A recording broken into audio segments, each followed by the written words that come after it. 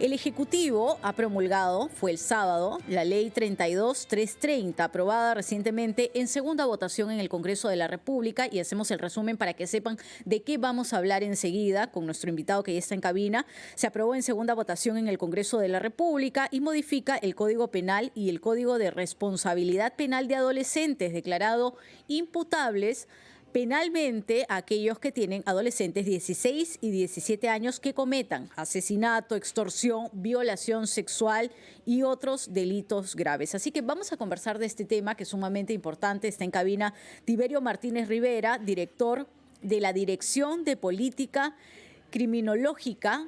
Él es el director de la Dirección General de Asuntos Criminológicos del Ministerio de Justicia. Bienvenido a RPP, a la Rotativa del Aire. Buenos días. Muy buenos días y muchas gracias por la invitación. Traigo los saludos del Ministerio de Justicia y esperemos que podamos brindar alguna información que pueda favorecer y aclarar las dudas de la población. Muchas gracias. El fundamento de la iniciativa es disminuir el índice de la criminalidad.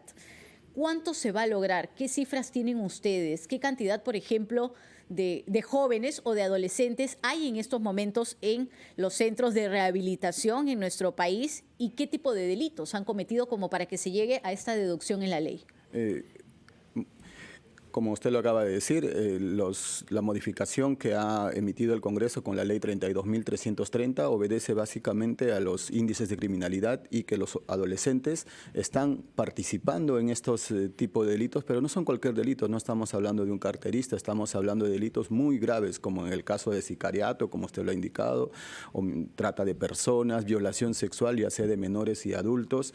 En ese sentido, lo que nosotros tenemos datos como parte del Ministerio de Justicia es que actualmente alrededor de 2.000 adolescentes están internados por diversos tipos de delitos que no cometen delitos, ellos cometen infracciones, pero de todos modos son catalogados por el Código Penal como delito. Pero cuando los comete un adolescente se llaman infracciones y la cantidad de adolescentes son alrededor de 2.000 adolescentes. Y estos delitos por los cuales el Congreso ha exceptuado la aplicación del Código de Responsabilidad de Adolescentes, ya no va a ser tratados como adolescentes, sino como adultos, representa un poco más de la mitad, que son 1.050 adolescentes, están internados actualmente en los centros juveniles por esos delitos graves, como usted lo ha dicho. Señor Martínez, buenos días. Le saluda César Espinosa. Ahora, esta norma ha salido justamente a raíz del malestar de la población relacionado a los casos de sicariato. ¿Cuántos de estos adolescentes de 16 a 17 años están en estos centros de rehabilitación, en estos centros juveniles que hayan participado de casos de sicariato? ¿Es una cifra alta o son pocos? Aquí tenemos los datos, como ya se ha indicado. Tenemos los datos en el de robo agravado, son 727 adolescentes que están internados actualmente. Tenemos otro dato, feminicidio, homicidio calificado, 87 por homicidio calificado, por sicariato tenemos 7 en total, trata de personas 14, tenemos otro dato importante que es el de la violación sexual, 69 adolescentes internados. Esos son los datos que tenemos actualmente. Recordar también que el homicidio... Tomando en cuenta entonces que 7 están por sicariato, ¿esta norma realmente permitiría reducir los casos de sicariato que a diario tenemos en el país, sobre todo en la capital? Si bien aquí los datos son por sicariato, solamente usted podrá decir 7, pero también acá hay otro dato importante que es homicidio calificado 87 adolescentes que si uno revisa quizás cada uno de los casos ya internamente, al final se ha quitado la vida. Un adolescente ha quitado la vida, ya sea por sicariato o por homicidio calificado, que en términos jurídicos, procesales, puede que sea así, puede que sea no, pero el punto es que ha quitado la vida a una persona.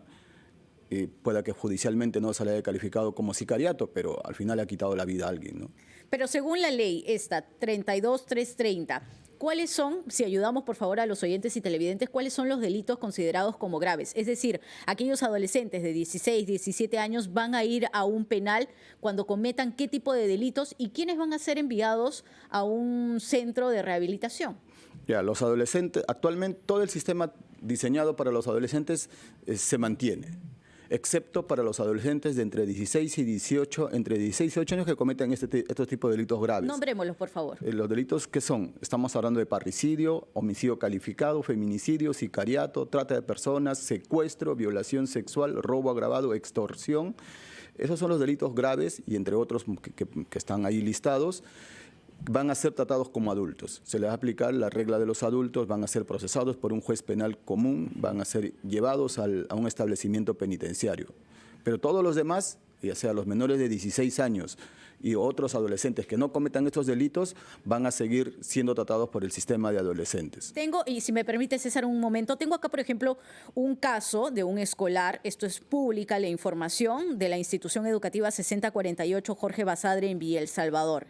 Es un escolar de 15 años que hirió a otro escolar gravemente con un arma blanca, con una navaja. ¿Qué pasaría con casos como estos, por ejemplo? Ha sucedido dentro de la institución.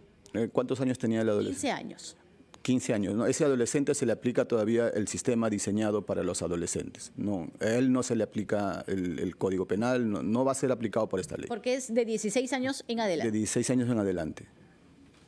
Ahora, ¿qué pasa si el adolescente justamente es enviado a un centro de rehabilitación teniendo 15 años y a los 2, 3 meses cumple 16? ¿Cambia en su régimen o se mantiene en estos centros de rehabilitación juvenil? No, las normas, las leyes penales se aplican al momento de la comisión del delito o del hecho o de la infracción. En este caso, si el adolescente tiene 15 años y comete este delito grave, va a ser tratado como adolescente por todo el sistema, será enviado a un centro juvenil y de ningún modo será enviado a un establecimiento penitenciario. Ahora, ¿qué tipo de trato van a tener estos adolescentes que ya se les está además juzgando como adultos en un penal? Y si el centro penitenciario realmente está en la condición de recibirlos, porque podría ser que termine siendo más bien un lugar que convierta a estos adolescentes, y ojo, no los estoy defendiendo, pero potencialmente en unos asesinos mayores, en unas personas agresoras peor de lo que ingresaron. La preocupación es si es que los penales, los establecimientos penitenciarios van a incrementar su peligrosidad. No, la norma también lo que señala es un trato diferenciado. El INPE está adecuando los establecimientos penitenciarios. ¿Pero qué es un trato diferenciado?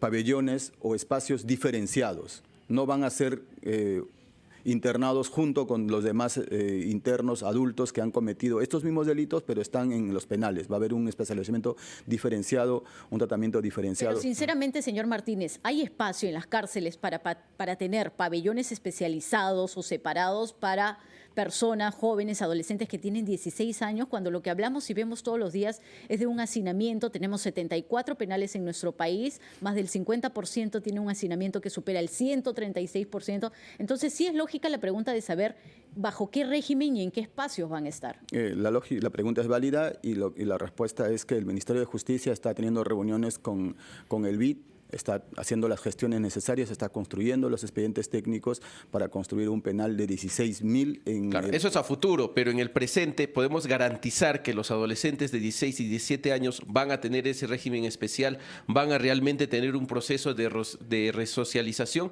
¿o no estamos en la capacidad de garantizar hoy, martes 13 de mayo? En el establecimiento de Ancón 1, el INPE ya está actualmente diseñando o está adecuando el espacio correspondiente para poder recibir a estos adolescentes. ¿Y cuándo podrían ingresar? Es decir, si un adolescente de 17 años hoy comete un crimen o está vinculado a una banda criminal de extorsión y esto está comprobado, ¿lo llevarían a Ancón a partir de cuándo? Si es que hoy día se le impone la prisión preventiva como cualquier adulto al espacio que está ya separado por el INPE en el establecimiento penal. Inmediatamente iría. Inmediatamente, ya no va a ir al centro juvenil, va a ir directamente a un penal, pero a un espacio separado, o sea, un espacio diferenciado. Pero ya están entonces estos espacios. El INPE los está adecuando en estos momentos. Okay. Lo está adecuando. Bueno, ahora, el Poder Judicial, el Ministerio Público y la Defensoría del Pueblo han alzado su voz de protesta. La Defensoría del Pueblo ha dicho que va a presentar una medida de inconstitucionalidad ante el Tribunal Constitucional. El Poder Judicial ha pedido a sus jueces que hagan uso del control difuso y que no utilicen esta norma. ¿Cuál va a ser la respuesta desde el Poder Ejecutivo? Primero, en cuanto a al pronunciamiento del Poder Judicial en el que la presidencia del Poder Judicial insta a sus jueces a hacer el control difuso, creemos que es un paso arriesgado porque el Poder Judicial como presidenta del Poder Judicial lo que tiene es una función administrativa de dirección, más no de instar a sus jueces directamente a inaplicar leyes, porque eso le corresponde exclusivamente a cada juez en caso concreto, porque ese es el control difuso. Cuando un juez asume un caso y ve que hay una incompatibilidad entre la Constitución y la ley, él mismo decide, no porque su instancia superior le haya instado a aplicar el control difuso. Esto dentro de sus competencias. Tendrá que hacer un control, una ponderación en si la ley va a cumplir los objetivos buscados o choca flagrantemente con la normativa internacional y la Constitución. ¿A qué se refiere con un control difuso? El control difuso es un control que hacen los jueces con respecto a las leyes, si es que cumplen, si es que se adecúan o no al marco constitucional.